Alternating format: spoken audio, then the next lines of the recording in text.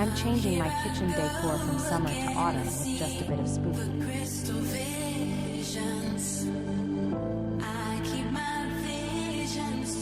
Let me know in the comments what your favorite autumn aesthetic looks like.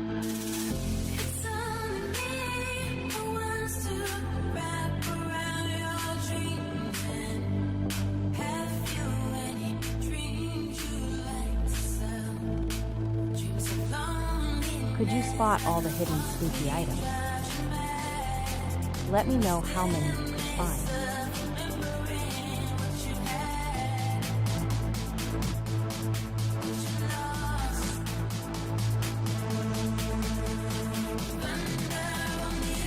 My kitchen fall glow up is complete. Bye, see you soon.